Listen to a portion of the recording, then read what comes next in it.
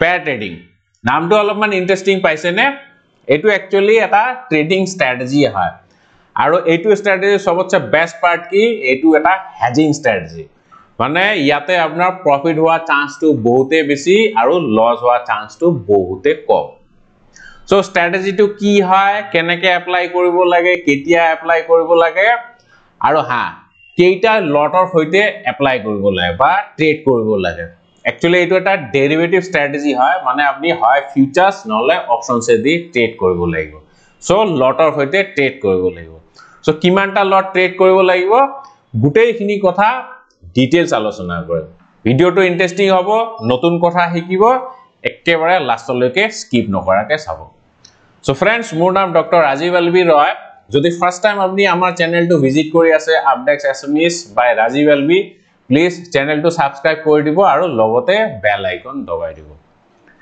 So ইয়াতে আমি trading আৰু ইনভেষ্টমেন্ট ৰিলেটেড ভিডিও বিলাক বনাও যদি ফ্ৰীতে শিকিব বিচাৰিছে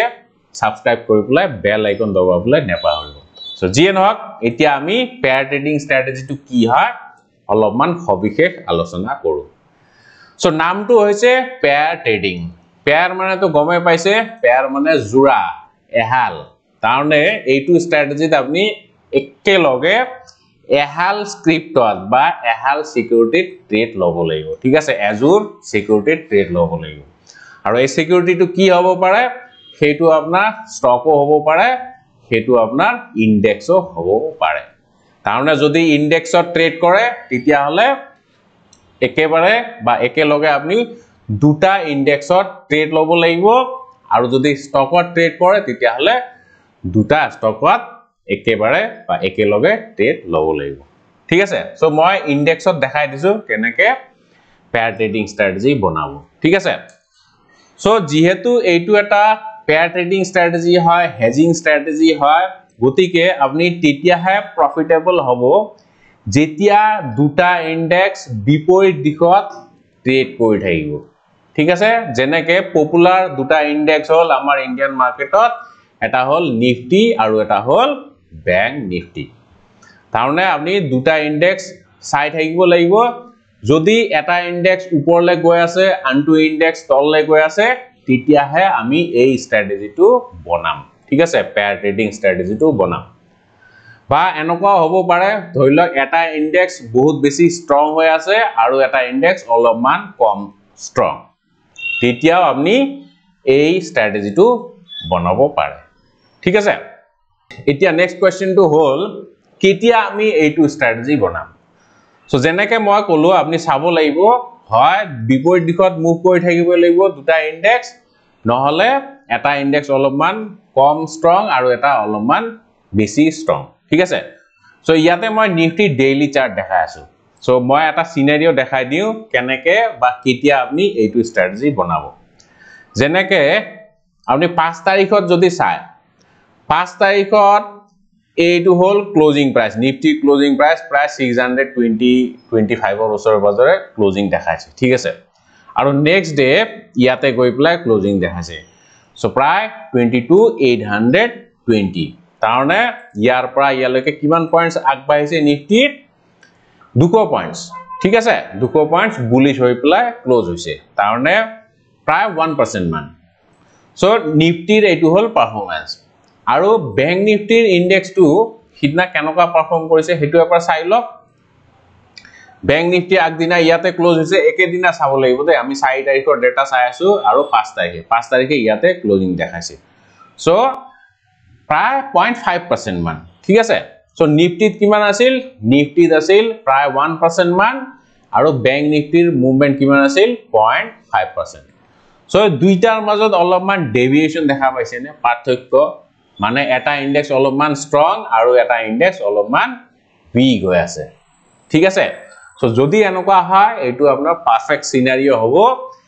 তেতিয়া আমি এনেকুৱা পেয়াৰ ট্ৰেডিং ষ্ট্ৰেটেজি বনাব পাৰো সো এতিয়া মুক কোনটো ইনডেক্সত আপনি লং পজিশন বনাব আৰু কোনটো ইনডেক্সত আপনি শৰ্ট পজিশন বনাব ঠিক আছে যেহেতু পেয়াৰ ট্ৰেডিং একেলগে ট্ৰেড কৰিব দুইটাতে লং কৰিলে নহব বা দুইটাতে শৰ্ট কৰিলে নহব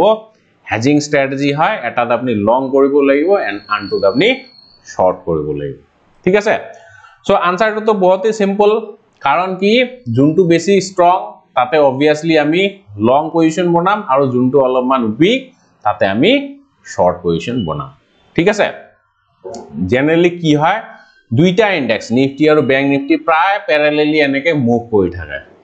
কিন্তু যদি এটা স্ট্ৰেংথ অলপমান বেছি থাকে আনটো স্ট্ৰেংথ অলপমান কম থাকে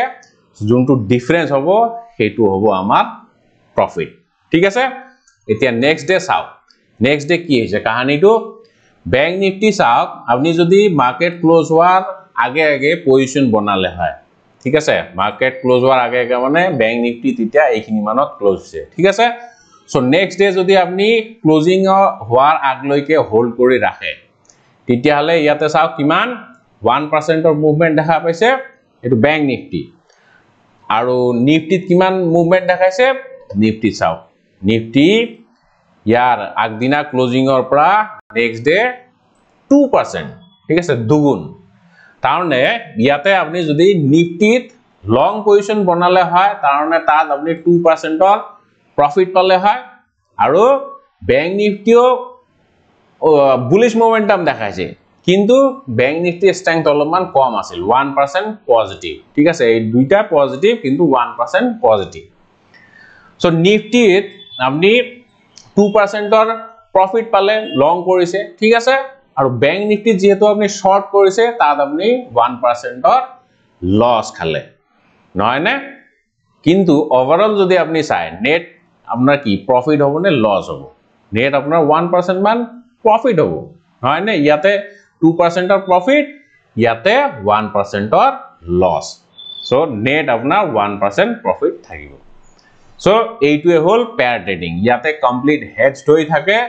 বাই চান্স মার্কেট যদি উল্টা হৈ যায় আপনার লস ইমান বেশি নহয় ঠিক আছে কারণ এটাত আপনি প্রফিট পাবো আনটোত আপনি অলপমান লস খাবো ঠিক আছে সো মুঠতে ইয়াতে প্রফিট টু লসতকে বেশি হ'ব লাগে তেতিয়াহে আপনি প্রফিটেবল থাকিব ঠিক আছে এইটো হল পেয়ার ট্রেডিং স্ট্র্যাটেজি কিন্তু ইয়াতে ডাঙৰ এটা ক্যাচ আছে ক্যাচটো কি এতিয়া নিফটি স্পট প্ৰাইস কিমান 23400 ওকে মই 23500 বুলিয়ে ধৰিছো ঠিক আছে আৰু ব্যাংক নিফটিৰ স্পট কিমান প্ৰায় 50000 মান মই ৰাউন্ড ফিগাৰ কৰি দিছো ক্যালকুলেশনত অলপমান উজু হ'ব সো ইয়াতে যদি আপনি এটা এটা লট ট্রেড কৰে তেতিয়া হলে কিন্তু কেসটো অলপমান বেলেগ হ'ব কাৰণ ব্যাংক মই ফিউচাৰছৰ কথা কৈছো দে ব্যাংক নিফটি স্পট হল 50000 এটা লটত মানে 50000 रुपीजৰ প্ৰয়োজন হ'ব আৰু নিফটিৰ যেহেতু স্পটটো কম ইয়াৰ তুলনাত আধা সেই কাৰণে ইয়াতে আপনি দুটা লট লব লাগিব ঠিক আছে তেতিয়াহে আপনাৰ ওভাৰঅল ক্যাপিটাল ডিপ্লয়মেন্ট 50000 এৰ ওচৰে পাজৰে হ'ব নহয় না তাৰনে ব্যাংক নিফটি 50000 আৰু নিফটি প্ৰায় 47000 মান ঠিক আছে সো অলমোস্ট সেম হ'ব আৰু ইমান পিন পয়েন্ট তো আপনি কৰিব নোৱাৰে অলপ ইফাল হাফাল হলেও চলিব কিন্তু ইয়াতে আপনি সদায় নিফটি দুটা লটত ট্রেড কৰিব লাগিব আৰু ব্যাংক নিফটি এটা লটত ঠিক আছে এটো ফিউচাৰছৰ কথা কৈছো কিন্তু ইয়াতে আপনি অপশনছৰ জৰিয়তে যদি ট্ৰেড কৰিব বিচাৰে তেতিয়া হলে তাত বেলেগ টেকনিক আছে হেতু এপ্লাই কৰিব লাগিব কিন্তু জেনাৰেলি ফিউচাৰছে দি আপনি ট্ৰেড কৰিলে পেয়াৰ ট্ৰেডিংত বহুত বেছি বেনিফিট পোৱা যায় কাৰণ কি আপনি যদি অপশনছৰ যোগেদি ট্ৰেড কৰে কেতিয়াবা কি হয় মার্কেট সাইডওয়েজ হৈ যায় ঠিক আছে দুইটা যদি সাইডওয়েজ হৈ যায় দুই ফালৰ পৰা আপোনাৰ প্ৰিমিয়াম ডিকে হ'ব এন্ড ফাইনালি আপনি লসত থাকিব এই কাৰণে বেস্ট হয় কি আপনি ফিউচাৰছৰ জৰিয়তে ট্ৰেড কৰক আৰু যদি ফিউচাৰছৰ জৰিয়তে আপনি ট্ৰেড কৰিব নাই বিচৰা তেতিয়া হলে আপনি আৰু এটা কাম কৰিব পাৰে আপনি অপশনছৰ জৰিয়তে সিনথেটিক ফিউচাৰ বনাব পাৰে ঠিক আছে সিনথেটিক ফিউচাৰ্স কি হয় সিনথেটিক ফিউচাৰছৰ ওপৰত যদি ভিডিও লাগে মই বনাই দিম তাৰনে বেসিক্যালি কি হয় আপনি অপশনছতে ট্ৰেড কৰি আছে কিন্তু অপশনটো এনেকে বিহেভ কৰিব এজ ইফ হেতু এটা ফিউচাৰ্স ঠিক আছে সো অপশনছৰ জৰিয়তে আপনি ফিউচাৰ্স বনাব পাৰে হেতু কোৱা হয় সিনথেটিক ফিউচাৰ্স যদি ইয়াৰ ওপৰত ডিটেইলস ভিডিও বিচাৰে আপনি কমেন্ট কৰি দিব সিনথেটিক ফিউচাৰ্স বুলি মই তাৰ ওপৰতো ভিডিও বনাই দিম বা আপনি সিম্পলি এসএফ বুলি লিখি দিব মই তাৰ ওপৰত ভিডিও বনাই দিম ঠিক আছে আৰু যদি আপুনি অপশনছৰ জৰিয়তে ট্ৰেডিং কৰিব বিচাৰে তেতিয়াহলে কিন্তু আপুনি সদায় ATM অপশনছে বাই কৰিব লাগিব ঠিক আছে যোনটো ইনডেক্স বেছি পজিটিভ তাৰ আপুনি কল অপশন বাই কৰিব আৰু যোনটো ইনডেক্স অলপমান উইক বা নেগেটিভ তাৰ আপুনি পুট অপশন বাই কৰিব লাগিব আৰু লট সাইজ কিন্তু একে হেতু ৰেশিওতে কৰিব লাগিব ঠিক আছে নিফটিৰ দুটা লট আৰু ব্যাংক নিফটিৰ এটা লট 2:1 ৰেশিও ঠিক আছে আৰু যদি ব্যাংক নিফটি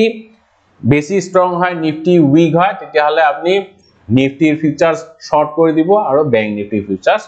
লং কৰি দিব ঠিক আছে আৰু এইটো স্ট্ৰ্যাটেজি আপনি পজিশনাল পয়েন্ট অফ ভিউৰ পৰা ইমপ্লিমেন্ট কৰিব পাৰে আপনি ইন্টাৰডে পয়েন্ট অফ ভিউৰ পৰা ইমপ্লিমেন্ট কৰিব পাৰে কিন্তু আপনি চাব লাগিব কোনটো ইনডেক্স বেছি স্ট্ৰং আৰু কোনটো ইনডেক্স অলপমান উইক ঠিক আছে আৰু এইটো আপনি ষ্টকৰ জৰিয়তে কৰিব পাৰে Actually, option trading or upon more dedicated course as a intraday option trading. Yate both keta strategy alosona kora hoise eitu. Niyomia ayor babe intraday option trading strategy. Yate okol intraday option trading strategy he alosona kora hoise aru yate moi eta live trade record yate kori pela apnalokok dekhaiso live market or pair trading. Keneke apni stock or joriote ba index or joriote live মার্কেটত pair trading কৰিব পাৰে হেতু স্ট্ৰ্যাটেজি ইয়াত দুনিয়াকে দেখুৱা গৈছে so যদি option trading আপনি হসাকে শিকিব বিচাৰিছে তেতিয়াহলে এইটো কোৰ্স লব পাৰে এইটো অকল স্ট্র্যাটেজি হে দে ইয়াতে বেসিক খিনি নাই আপনি যদি বেসিক খিনি না জানে তেতিয়াহলে আপনি অপশন ট্ৰেডিংৰ সম্পূৰ্ণ পাঠ্যক্ৰমটো লব পাৰে আৰু যদি আপনি অকল অপশন চেইন এনালাইসিস শিকিব বিচাৰে আৰু লগতে স্ট্ৰ্যাটেজি তেতিয়াহলে এইটো কোৰ্স লব পাৰে অপশন চেইন এনালাইসিসৰ অসমীয়া পাঠ্যক্ৰম ঠিক আছে আৰু এই সম্পূৰ্ণ পাঠ্যক্ৰমটোত অপশন চেইন এনালাইসিস স্ট্ৰ্যাটেজি আছে আৰু বেসিক খিনিও আছে সো জিয়ে নহক এইটো হল পেয়াৰ ট্ৰেডিং স্ট্ৰ্যাটেজিটো কেনেকুৱা পাইছে কমেন্ট কৰি পেলাই জনাব যদি ভাল পাইছে ভাল বুলি লিখিব কিবা যদি নতুন কথা শিকিছে দেন প্লিজ কমেন্ট কৰিব কিন্তু আপোনালোকৰ সহাৰি পালে মই ভাল পাম ভাল পালে ভাল বেয়া পালে বেয়া বুলি লিখিব পাৰে একো আপত্তি নাই So, video to hekaleke soar babe অশেষ ধন্যবাদ জয় আহো